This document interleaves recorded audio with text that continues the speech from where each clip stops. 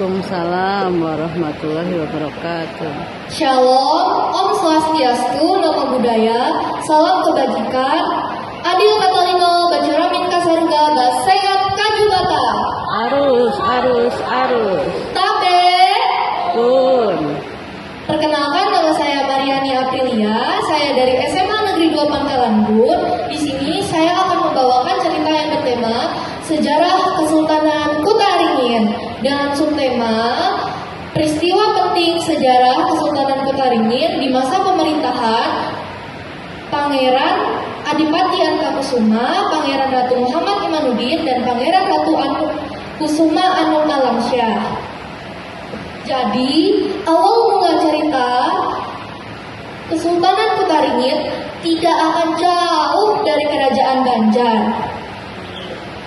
Amun bahasa sini nih menyadi babe. Nah, habis itu dulu nih ada Kerajaan Banjar. Nah, Raja Banjar keempat nih berisi 4 anak. Nama Raja Banjarnya Sultan Mustainubillah bin Sultan Hidayatullah I. Nah, masing-masing putra raja nih hendak menjadi raja jam nih. Tapi jar raja tada subak. Dia bayar putra pertama mah yang subak menjadi raja nih. Nah, jadi namanya gala putra nih hendak jam babi, hendak jam jadi raja macam itu babi. Nah, Pangeran Adipati Angkakusuma dengan tekad dan semangatnya yang tinggi, dia pun rela keluar dari Kerajaan Banjar dan berlayar ke arah barat. Nah, setelah berlayar ke arah barat nih, Pangeran Adipati Angkakusuma sempat singgah ke beberapa tempat. Tempat pertama yaitu Sebagau, Mendawai, Sampit, dan Kuala Pembuang. Tapi di daerah tersebut Pangeran Adipati Angkakusuma sempat ditolak dengan suku-suku di Nuwun. Pasalnya gegara Pangeran Adipati Angkakusuma masih setia dengan Kerajaan Banjar. Nah, habis itu belayarlah lagi Pangeran Adipati Angkakusuma sampailah di desa Pandau dan bertemu dengan suku Dayak Parut dipimpin dengan Pati Petinggi di Umpang. Nah, pada saat itu Pangeran Adipati Angkakusuma membuat permufakatan dengan suku Dayak Parut. Jadi hendak menjalin hubungan yang baik, bah.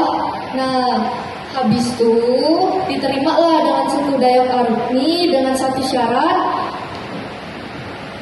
Sidak Pangeran Adipati Angkakusuma boleh memperlakukan suku Dayak Parut macam hambanya.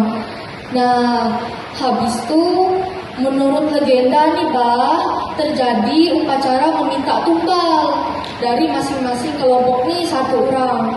Nah, di atas kuburan 2 orang ditaruhlah sebuah batu peringatan yang dikenal dengan batu petahan.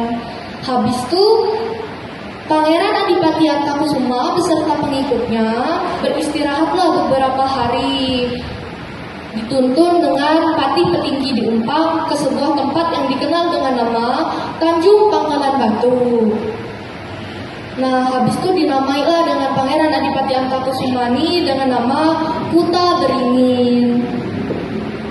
Habis itu Pangeran Adipati Angkakusuma yang beristrikan Putri Bakurung bertemu dengan Kiai Gede.